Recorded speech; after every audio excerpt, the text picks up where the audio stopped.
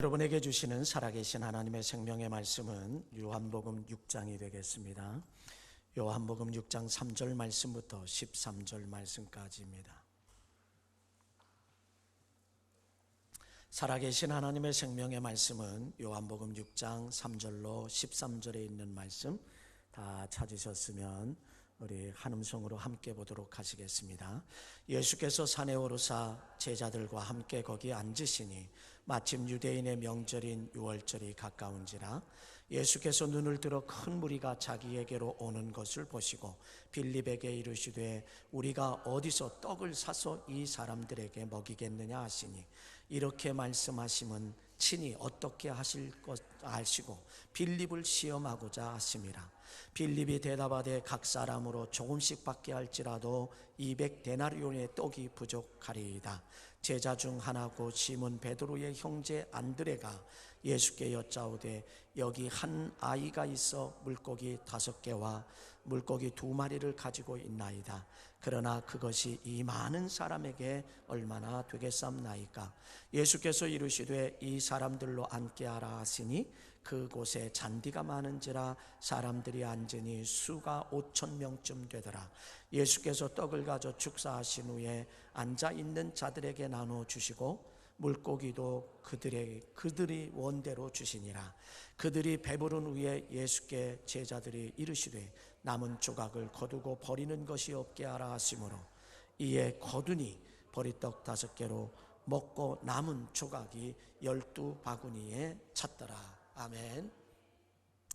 오늘도 여호와의 샬롬과 임마누엘이 여러분의 삶 속에 충만하시길 주의 이름으로 간절히 축원합니다.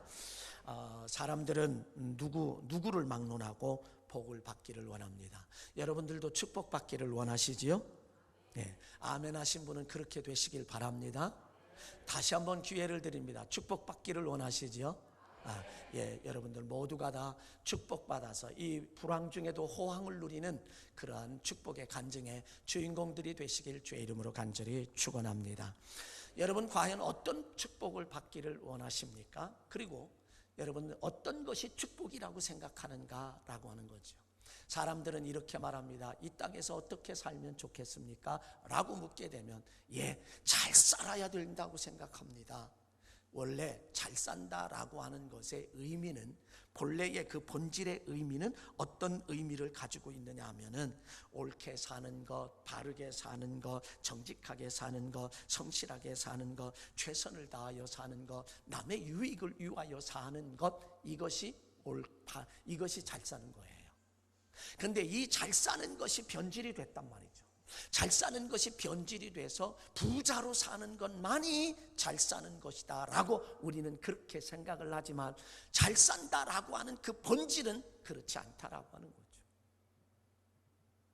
근데 우리가 세상에 가장 큰 복이 뭔가라고 말할 때에 사람들마다 조금씩 달라요. 무엇이 다르냐면 어떤 사람은 정말 중한 질병 때문에 생사가 죽느냐 사느냐라고 하는 것이 왔다 갔다 했을 때에는 이렇게 이야기합니다. 세상에 정말 제일 큰 축복은 건강한 게 제일 큰 축복이라.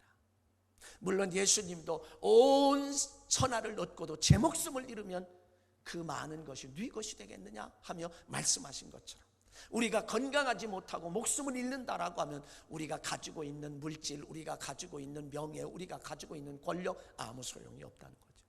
그렇게 건강 때문에 어려움을 당하고 있는 분들은 최고의 축복이 뭐냐? 건강한 것이 최고의 축복이라고 말해요. 사람들마다 좀 다르지만 물질이 있고 가정이 있지만 그러면서도 늘 다투며 살고 불안하고 초조하며 살던 사람들은 이 세상에서 최고의 축복이 뭐라고 말하느냐? 샬롬, 평안이라고 말합니다. 화목한 것이 최고의 축복이라고 말하고 평안한 것이 제일 큰 축복이라고 말하고 평화가 제일 큰 축복이라고 말하기도 합니다. 그런데 최고의 축복은 샬롬, 하나님이 함께 할 때에 주시는 축복이 최고의 큰 축복인 줄로 믿습니다.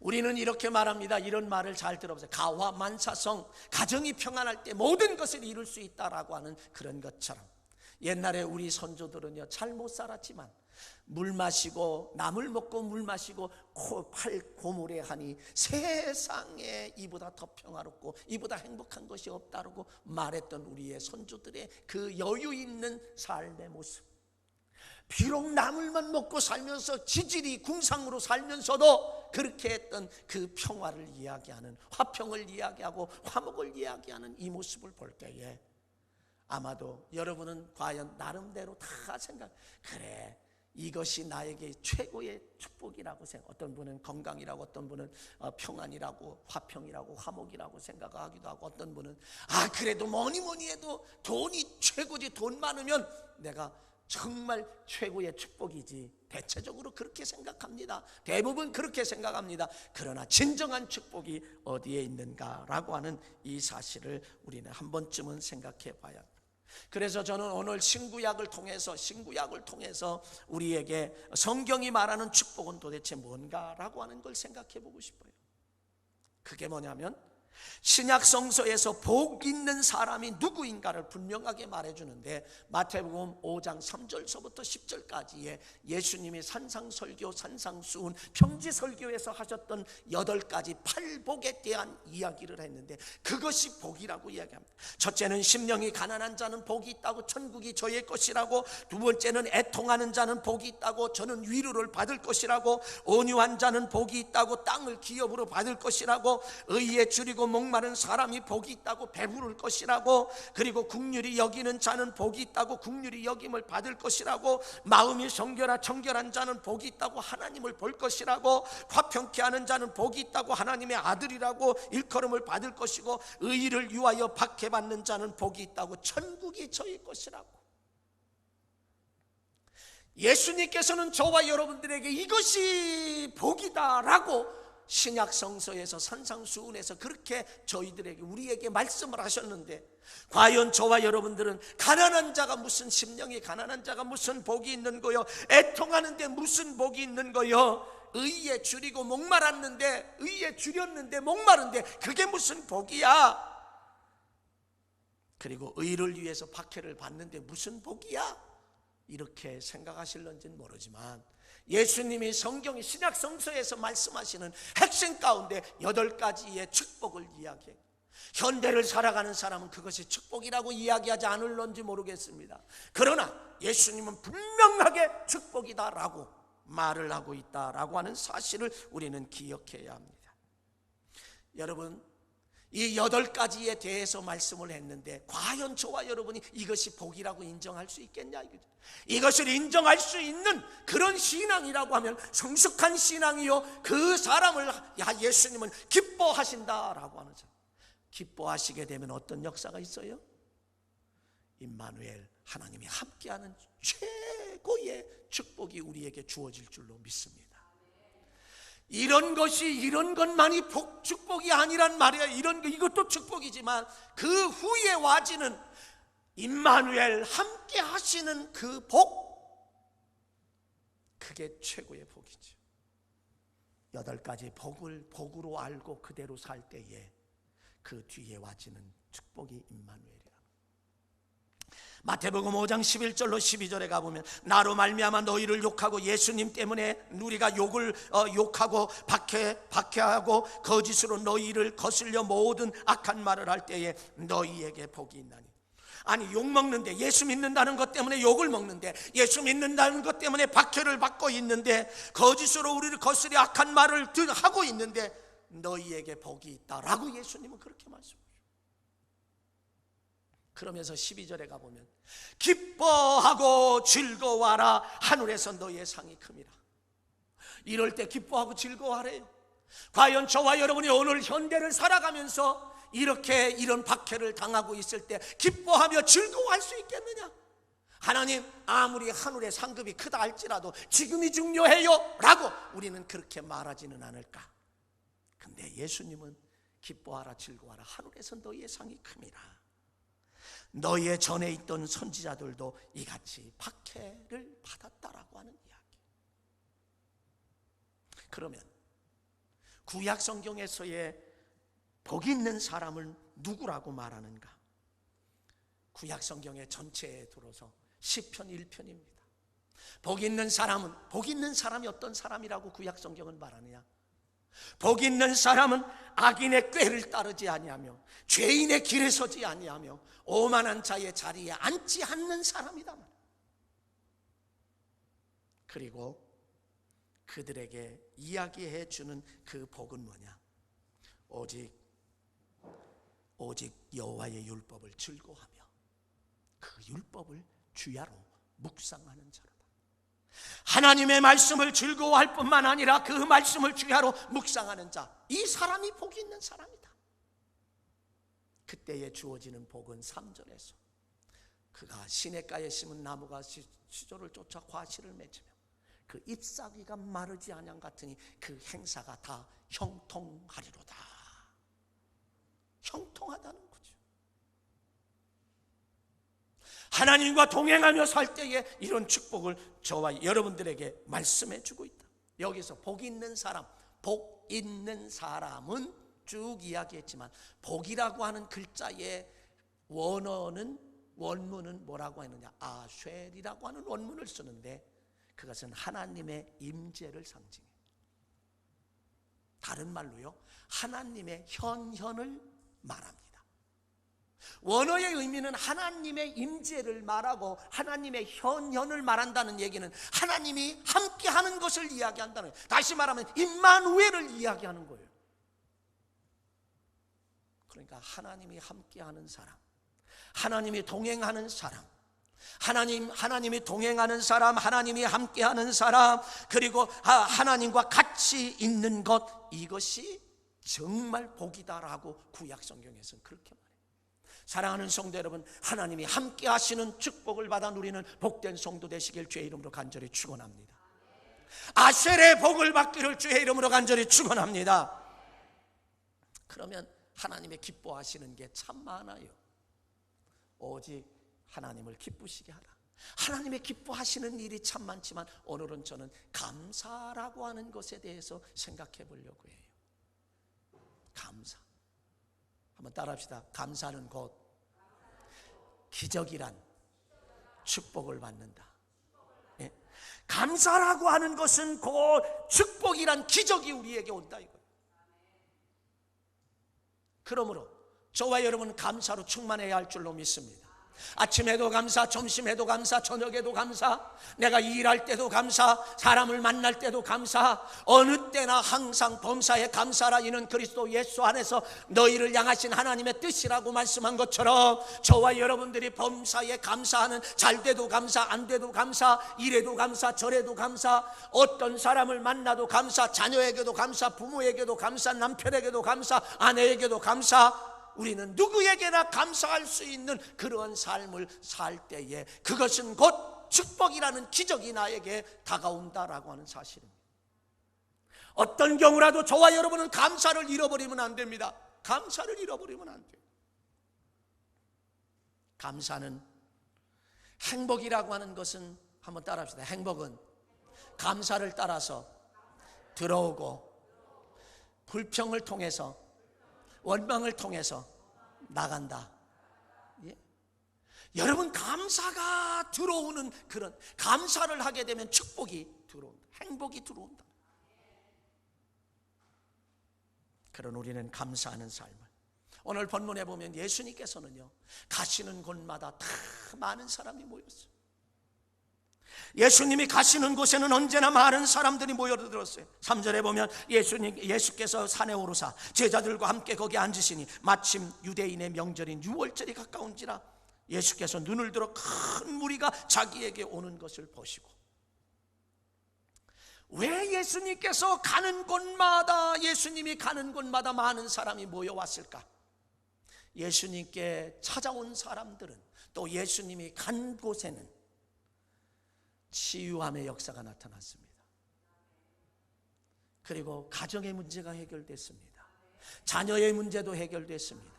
인생의 문제가 하나님 앞에 나아가고 예수님 앞에 나아가고, 예수님이 가는 곳마다 그래서 많은 사람들이 구름대처럼 모여서 오늘 본문에도 5,000명이 모였다라고 말해요. 인생의 각종 문제들을 해결해 주셨기 때문에 그래요.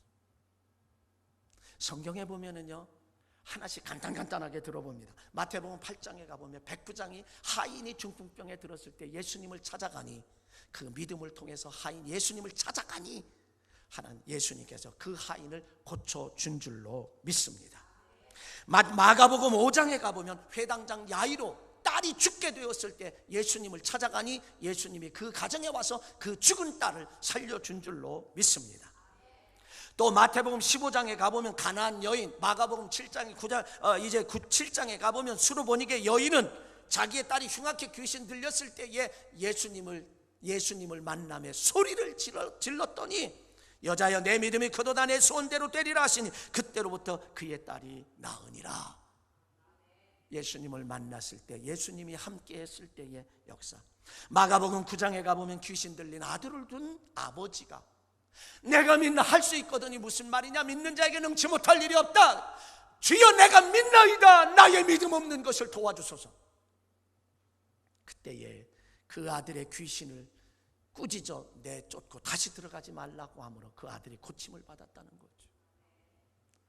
여러분, 이 귀신 들린 아들을 둔 아버지 믿고 싶은 거예요. 믿고 싶은데 믿어지지가 않는 거지. 믿음이라고 하는 거 여러분 그냥 내가 나 믿어야지 해서 믿어지는 게 아니에요. 성령님께서 나에게 임재하시고 성령님이 도와주셔야 내가 믿을 수 있다라고 하는 사실입니다. 그러니까 주여 내가 믿나이다. 나의 믿음 없는 것 도와주세요. 예수님께 그렇게 말할 때 예수님이 그의 귀신 들린 아들이 쓰러지는 그에게 귀신을 명하여 내쫓아 주었다라고 하는 거예요.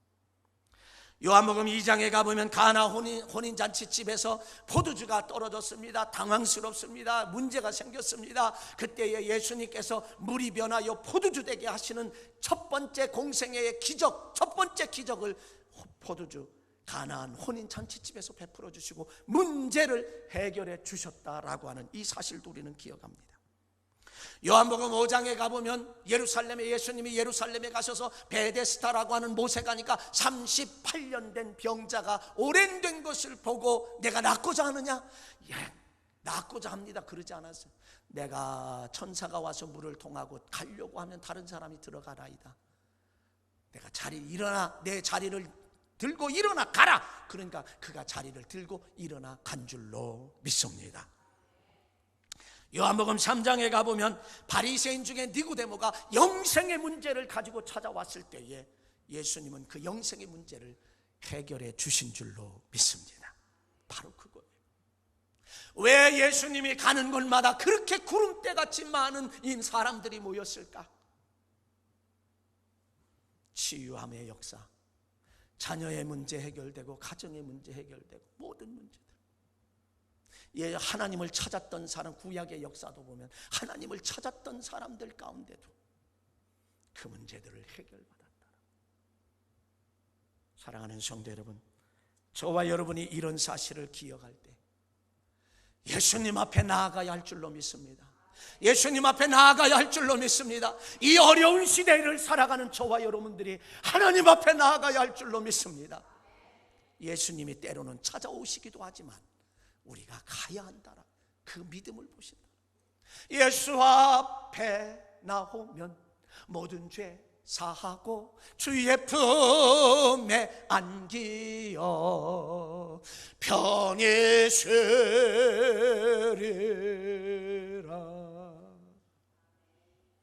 예수 앞에 나가는 자 되시기 바랍니다. 그러면 모든 죄 사하시고 모든 문제 해결하시고 평안하게 하신다는. 두 번째로 예수님은 믿음을 확인하신다는 사실이에요.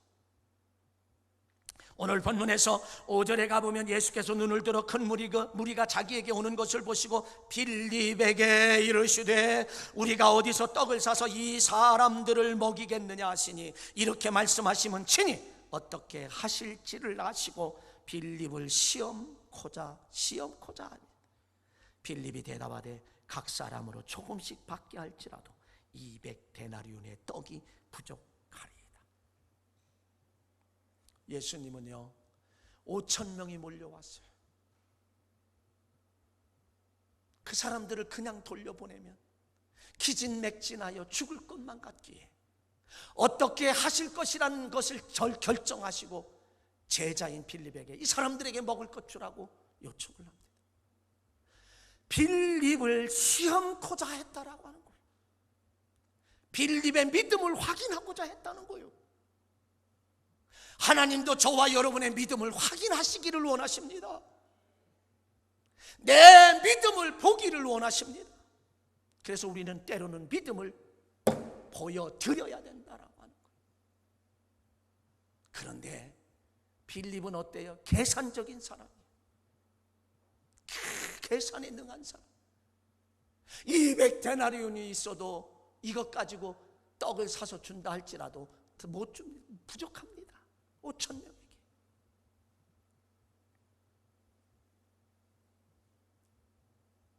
(200데나리온) 200이라고 하니까 별로 많지 않게.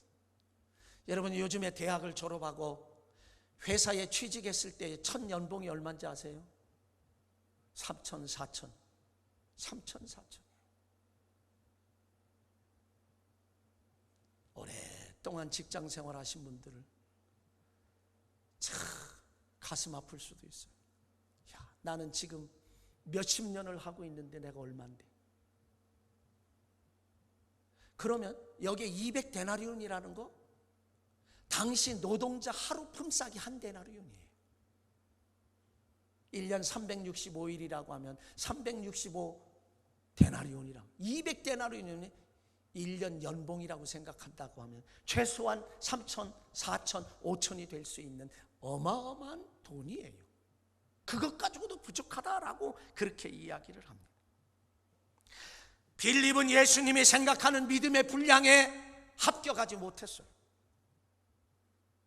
저와 여러분들은 예수님의 믿음을 보시려고 할 때에 그 믿음의 분량에 합격되는 자 되시길 주의 이름으로 간절히 축원합니다. 구약의 다니엘서 5장에 가보면 이런 말씀이 있습니다. 벨사살 왕이라고 하는 사람이 있습니다. 벨사살 왕이요 1,000명의 귀족들을 불러 모아놓고 잔치를 합니다. 파티를 하고 있어요.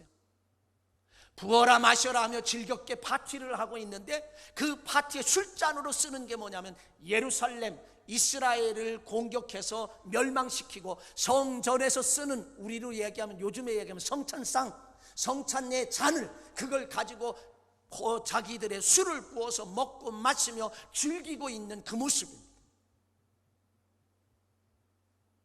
그런데 그때 순간 파티하는 순간 손이 하나가 딱 나타나더니 벽에다 글씨를 쓰기 시작을 합니다. 글씨를 쓰기 시작하는데 메네 메네 데겔 우르바신이라는 글을 썼어요. 막 살떨리들 이 벨사살 왕이 떱니다. 그 1,000명의 귀족들이 떨고 있습니다. 웬 손가락 하나가 나타나서 막 쓰기 시작하니까 말이죠. 바벨론의 유명한 학자들이요 술사들이요 주술가들이요 다 불러 모아서 그 글을 해석하려고 해도 어느 누구도 해석하지 못해요. 그때에 포로로 붙잡혀 갔던 다니엘이 그 글을 해석합니다. 벨사살 왕에게 이렇게 말합니다. 벨사살 왕이요 당신의 아버지 느부갓네살 왕이 하나님이 함께 하셨음에도 그가 함께 하시고 축복했음에도 불구하고 교만해서 하나님께서 그를 저 들로 보내요 밤미스를 맞으며 사람이 단미스를 맞으며 소처럼 풀을 뜯어먹고 살다가 비참하게 죽은 것을 벨사살 왕이요 아들로서 그 아버지의 모습을 보지 않았습니까? 그런데 벨사살 왕이요 정신 차리고 하나님 앞에 바로 서야 할 때인데 성전에서 가져온 이 성전 기구를 가지고 기명을 가지고 술잔을 만들어 잔치를 베풀고 그리고 파티를 하고 있습니까? 정신 차리지 못하고 그러고 있습니까? 그랬을 때에 벨사살 왕은 거기에서 죽었습니다. 그리고 이 나라를 바사와 메대에게 나눠줄 것입니다. 그러면서 왕을 하나님의 저울에 달았더니 부족함이 나타났습니다. 매네 되게 하나님의 저울에 달았더니 부족했다. 하나님이 원하는 믿음의 용량이 안 됐다. 부족해서 이 나라를 메대와 바사에게 나눠준다고. 그래서 성경에 보면요 다리오 왕에게 왕권이 넘어가고 나라가 갈라져요. 사랑하는 성도 여러분, 예수님은 저와 여러분의 믿음의 분량을 보시기 위해서 빌립에게 말했던 것처럼 빌립을 시험코자 해서 이 사람들에게 먹을 것 주라고 말했을 때 계산적인 사람이라 계산만 하고 불가능합니다 라고 말했어요. 저는 몰라도 주님은 하실 수 있잖아요 라고만. 믿음의 분량. 여러분, 하나님의 저울에 달릴 때에 여러분의 믿음은 넘쳐나시길 주의 이름으로 간절히 축원합니다. 부족한 자 되지 마시길 주의 이름으로 간절히 축원합니다. 부족하다라고 하면 얼마나 비참한지. 오늘의 이 시대가 우리 주님께서 우리의 믿음을 보시는 시대요. 이 코로나 바이러스로 인하여 다 같이 예배의 재단이 파괴된 오늘의 이 시대에 정권에서조차 나라에서조차 예배를 드리지 못하게 하는, 정기적인 예배는 드리는 겁니다. 주일 낮에도 드리고 오후에도 드리고요, 수요일도 드리고 새벽도 드리고 금요일도 드리는 거예요. 개인적으로 소급으로 성경 공부하거나 부흥하거나 그런 건 하지 말라는 거. 그러면 정부에서는 소그룹 안 모이나요? 뭐 정책을 펴기 위해서 소그룹 모이잖아요. 회사에서는 안 모이나요? 왜 유독 이 교회만? 그리고 성도들, 오늘의 성도들은 정부의 시책을 얼마나 잘 순종하는지. 우리의 믿음을 분량을 하나님의 저울에 달아본다라고 하는 이 사실을 기억을 할 때에 저와 여러분이 믿음의 분량이 모자라지 않고 넘쳐나기를 주의 이름으로 간절히 축원합니다. 세 번째는요, 감사하는 것, 축복이란 기적의 역사가 우리에게 일어난다는 것. 8절서부터 보면 제자 중 하나 곧 시몬 베드로의 형제 안드레가 예수께 여짜오되 여기 한 나이가 있어 보리떡 5개와 물고기 2마리를 가지고 있나이다. 그러나 그것이 이 많은 사람에게 얼마나 되겠사옵나이까. 예수께서 이르시되 이 사람들로 앉게 하라 하시니 그곳에 잔디가 많은지라 사람들이 앉으니 수가 5,000명쯤 되더라. 빌립은요 200데나리온이 있어도 부족합니다 라고 말했어요. 그러나 안드레라고 하는 제자는 어린아이의 도시락, 보리떡 5개, 물고기 2마리, 작은 도시락, 그거를 예수님께 드리면서 예수님께 가져오게 되었다라고 하는 겁니다. 예수님은 이렇게 말합니다. 그들을 앉히라고 말해요. 다시 말하면요, 식탁에 앉으라는 얘기예요. 밥 먹을 수 있는 식탁에 앉으라는 거예요. 아니, 누구는 뭐 밥 먹을 줄 몰라서 못 먹습니까? 식탁이 차려져야 밥을 먹는 거지, 이렇게 생각할 수 있어요. 근데 예수님은 지금 앉히라는 거예요. 그래서 50명씩 100명씩 이렇게 쭉 앉혔어요. 여러분, 조지 뮬러 목사님은요 5만 번의 기도의 응답을 받은 조지 뮬러의 목사님에 대한 일화가 있습니다. 고아원에서 그 밑에 있는 사람이 이렇게 와서, 목사님, 오늘 아침에는 아이들에게 줄 빵이 없습니다. 밥이 없습니다. 어떻게 할까요? 그러니까 이 조지 뮬러 목사님이 뭐라 그랬냐면, 다 식탁에 앉히세요. 그리고 접시들을, 빈 접시 갖다 놓고 포크를 갖다 놓고, 왜? 그들은 주식이 빵이니까. 그렇게 앉으라고 해놓고 다 거기에서 일하시는 분들이 그대로 순종을 하고 아이들까지 다 앉혀놨습니다. 조지 뮬러 목사님은 어디에 들어갔냐? 기도하러 들어갔습니다. 기도하러 들어가 하나님 앞에 간절히 기도합니다. 그럴 때에 웬 고아원의 찻소리가 들리더니 빵을 잔뜩 실은, 이웃의 공장에서, 빵 공장에서 빵을 실은 빵이 당도하게 되었다는 거예요. 그래서 그 빵을 기도하고 나눠주어 먹게 했다라고 하는 거예요. 지금 예수님께서 자리에 앉히라고 하는 얘기는 바로 그거예요. 오늘날 이 시대에 제가 여러분들에게 자리에 다 앉으십시오 라고 말하면, 목사님, 우리가 뭐 밥 먹을 줄 몰라서 안 앉아요? 밥이 있어야 먹을 거 아닙니까? 라고 말할 수 있습니다. 앉았습니다. 그리고 예수님께서 11절에 있는 말씀에 보니까 이렇게 말합니다. 여러분 11절 함께 읽습니다. 시작. 예수께서 떡을 가져 축사하신 후에 앉아있는 자들에게 나눠주시고 물고기도 그렇게 그들의 원대로 주시니라. 보리떡 5개와 물고기 2마리를 가지고 예수님이 축사하신 후에 나눠주라고 말해요. 축사하신 후에 나눠준, 축사하고 나니까 성경엔 그런 말이 안 써있지만 제가 볼 때는 축사하고 났는데도 보니까 보리떡 5개 물고기 2마리 그대로야. 에이, 예수님이 이거 누구 코에 붙여요? 말할 수 있잖아요. 근데 제자들 그러지 않았습니다. 그걸 가지고 나아가서 하나를 띄워더니 빵을 하나 띄워서 주니까 여기에 빵이 5개가 그대로 있는 거예요. 물고기 1마리를 내주니까 물고기 2마리가 그대로 있는 거예요. 다 나눠주는 그 모습, 그 믿음.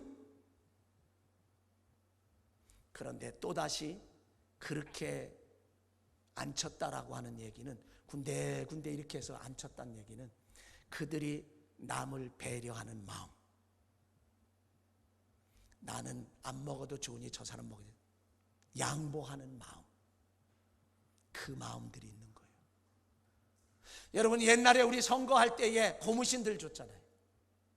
고무신 줄 때에 모여있는 사람들이 보니까 100명이 모였는데 고무신은 50켤레밖에 안 돼. 나오세요 그러면 와! 왜? 저거 50개밖에 안 되니 나 못 받는다라고 하네. 몰려들다가 압사해서 죽은 경우도 있어요. 깔려 죽은 사람들이 있단 말이죠. 그러나 여기에 5,000명이 먹었지만 나 한 끼 안 먹어도 좋아, 나 배불러 안 먹어도 좋아라고 하는 그 양보하는 마음, 배려하는 마음, 그리고 질서를 지키는 마음. 성경은 어느 경우에도 질서를 지킵니다. 부모가 잘못했는데도 자식이 부모에게 함부로 하면 안 돼. 질서를 하나님은 귀하게 여기신다. 까마귀에게 눈이 쪼일 것이며 죽을 것이며 뭐 이런 말씀들을 많이 해요. 하나님은 질서 속에서 기적의 역사를 이루시는 줄 믿습니다.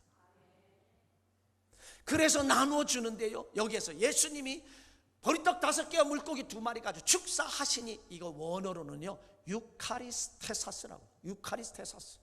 다시 말하면 감사 기도하신 후에라고 하는 말이에요. 감사 기도하신 후에 나눠주니 5,000명이 먹고도 12광주리를 거두게 되는 기적이, 축복이란 기적이 나타난 줄로 믿습니다. 이게 옛날에 있었던 얘기인가요? 오늘의 이 시대에는 이런 역사가 없는가요? 있습니다. 여러분의 그 축복의 주인공 되시길 주의 이름으로 간절히 축원합니다. 축원합니다. 여러분, 기적은 예수님이 축사하셨기 때문에 나타났습니다. 우리는 감사 기도할 때 나타납니다. 요한복음 11장에 가보면 예수님의 사랑하는 나사로가 병들었습니다. 죽었다는 소식을, 나중에는 이제 죽었다는 소식을 듣고 나사로를 죽어 장사니 지낸 지 나흘이나 되었다라고 하는 말씀이 요한복음 11장 17절 39절에 나옵니다. 예수님은 그 무덤에 가서 눈물을 흘리셨습니다. 그리고서는 하나님 앞에 기도합니다. 아버지여, 내 말 들으신 것을 감사하나이다. 항상 내 말 들으실 줄을 내가 알았나이다. 그리고 무덤에 열어놓은 무덤을 향하여 나사로야 나오라! 그렇게 명령하니 죽었던 나사로, 썩어서 냄새나던 나사로가 살아나온 줄로 믿습니다. 예수님도 감사할 때에 기적의 역사가 나타났고, 예수님도 감사할 때에 이런 기적의 축복이 나타난 줄로 믿습니다. 여러분, 감사의 사람 되시기 바랍니다. 감사의 사람이 되시기 바랍니다. 감사의 성도가 되시길 바랍니다. 그럴 때 우리는 기적이라는, 축복이라는 기적을 체험하며 이것이 우리에게 온다라고 하는 사실입니다. 인생에 있어서 불평과 불만과 원망과 저주는 우리의 질병의 원인이 됩니다. 감사는 인생의 질병을 치료하는 특효약입니다. 행복은 감사의 문으로 들어오고 불평의 문으로 나갑니다. 행복한 사람의 공통점은 뭔지 아세요? 감사하는 사람입니다.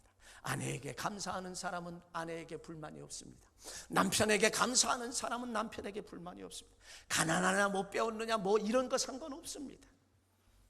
우리는 자식에게도 감사하고 감사하는 삶을 살아야 합니다. 축복은 감사하는 자의 것인 줄로 믿습니다. 그러므로 범사에 감사하는 자로 살아갈 때에 우리는 축복, 내일의 축복도 우리에게 오는 줄로 믿습니다. 한번 따라합시다. 감사는 곧 축복이란 기적을 가져다 줍니다. 저는 마지막으로 오늘 이 책 하나를 소개하려고 해요. 아날로그적인 입장입니다. 이거 사진 찍어서 띄울 수도 있어요. 저는 이 책을 소개합니다. 2008년도에 제가 읽었던 책 가운데 말씀을 준비하는 가운데 어느 순간 저에게 딱 그 말이 하나가 떠올랐어요. 읽었던 그해 2008년도에 읽은 것이 저에게 확 들어왔습니다. 뭐냐면 0.3초의 기적, 감사의 힘. 0.3초의 기적, 감사의 힘이라고 하는 책이에요. 감사합니다 하는 게 3초 걸린대. 감사합니다 3초 걸린대. 감사합니다 3초 걸린대. 3초만 투자하면 감사의 삶을 살고 3초만 투자하면 축복이란 기적의 사람이 되는데, 기적의 주인공이 되고, 감사합니다 3초만 투자하면 축복이란 기적의 주인공이 되고 기적의 축복의 간증자가 되는데, 25쪽에서 30쪽에 25쪽에서 30쪽에 대한 내용을 제가 여러분에게 한번 소개하면서 오늘 말씀을 좀 마치려고 해요. 0.3초의 기적이 우리 인생을 바꾸며 행복을 불러온다. 감사로 삶을 변화시킨 인물을 소개하고 있는 25쪽에서 30쪽에 소개하는데, 윌 톰슨이라는 건달입니다. 세상에 그런 건달이 없어요. 그런데 이 건달이 어떤 사람이 하면서 오토바이를 타고 가는 사람의 모습을 보면서, 야, 그래, 나도 한번 저 오토바이를 한번 사서 타야 되겠다. 그리고 한번 타야 되겠다. 그리고 취직을 합니다. 음식점에 취업을 해요. 뭐 때문에요? 오토바이 하나 사서 타겠다라고 하는 그 목적을 가지고 취업을 합니다. 음식점에서 종업원으로 취직했는데 고객들은 음식이 맛이 있다, 맛 없다, 막 불평과 원망을 얼마나 쏟아붓는지 견디기가 힘들어서 그만둘까? 그런데 오토바이라고 하는 목적이 있어요. 그만두지 않고 있는데 지배인이 그들을 다, 종업원들을 불렀습니다. 그리고 잔소리가 시작됩니다. 뭐라고 잔소리를 하느냐면, 여러분, 고객에게는 무조건 감사하십시오. 그 고객이 있기 때문에 우리가 먹고 사는 겁니다. 그러므로 고객에게는 무조건 감사하십시오. 그리고 하는 말이 뭐라고 얘기하냐면 이렇게 이야기해요. 고객들에게 항상 인사하기를 이렇게 인사하라고. 저희의 식당을 잊지 않고 찾아주셔서 감사합니다. 음식을 주문해 주시니 감사합니다. 맛있게 드셔주시니 감사합니다. 그런 이야기, 잔소리를 막 종업원들에게 지배인이 했어요. 그리고 마지막 한 말이 이 윌 톰슨이라는 이 젊은이의 가슴을 움직였습니다. 마지막에 한 말은 무슨 말이냐면, 여러분도 감사하는 사람이 되면 인생이, 성공하는 인생이 찾아올 것입니다. 감사하는 사람이 되면 성공의 인생이 찾아올 것입니다 라고 그렇게 말하는데, 그게 그 윌 톰슨의 건달의 마음에 확 박혔어요. 그래서 손님이 올 때마다 만나는 손님, 고객들에게 믿음의 식당을 찾아주셔서 감사합니다, 맛있게 드셔주셔서 감사합니다, 고맙습니다, 감사합니다, 고맙습니다, 감사합니다 계속 하니까 손님들이요 팁도 막 주는 거예요. 팁도요 조금 주는 게, 미국 사람들은 꼭 팁을 주는데 1불, 근데요 막 주는 거예요. 그리고 고객의 최고의 서비스맨, 계속해서 이 윌 톰슨이란 젊은이가 뽑히게 돼요. 주인이 볼 때 눈에 들었습니다. 그래서 주인의 은혜를 입어서 부지배인이 됐어요. 그리고 주인이 그를 야간 대학 경영학과에 보내버렸어요. 그래서 야간의 경영학과에서 공부를 하고, 그리고 나서 이 사람의 삶의 목적이 바뀌었습니다. 오토바이가 아니에요. 이제는 오토바이는 안중에도 없습니다. 그에게는 감사로 충만한 삶을 사는 거예요. 나중에는요, 그가 중소기업을 이루었고 사장이 됐고요. 그리고 오토바이를 타고 다니는 것이 아니라 자가용 비행기를 타고 다니는 사람으로 바뀌어졌다. 이게 바로 감사는 곧 축복이란 기적이 우리에게 와진다라고 하는 것. 축사하시니 유카리스테사스, 감사하니, 감사기도하니 5,000명이 먹고도 12광주리를 거두는 놀라운 은혜의 역사가 나타난 것처럼, 감사의 씨를 뿌리면 감사의 열매를 거두게 되고, 감사하면 감사한 만큼 풍족한 삶을 거두게 되고, 시편 50편 23절에 감사로 제사를 드리는 자가 나를 영화롭게 하리니 그의 행위를 옳게 하는 자가에게 내가 하나님의 구원을 보이리라. 감사는 축복입니다. 감사는 은혜입니다. 감사는 형통입니다. 감사는 행복입니다. 감사는 기쁨입니다. 감사는 즐거움입니다. 감사는 평안입니다. 감사는 좋은 바이러스입니다. 여러분, 범사에 감사하는 좋은 바이러스를 가지고 소유하시길 주의 이름으로 축복합니다. 그래서 그 좋은 바이러스, 감사의 좋은 바이러스를 주며 사는 복된 자들 되시길 주의 이름으로 간절히 축원합니다. 축원합니다. 축원합니다. 기도하겠습니다. 사랑하신 아버지, 감사합니다. 우리가 감사의 좋은 바이러스를 소유하게 하시고 그것을 주며 사는 복된 자가 되게 도와주시옵소서.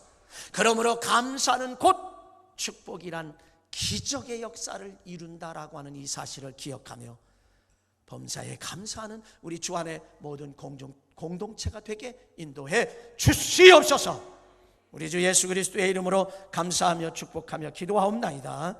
아멘.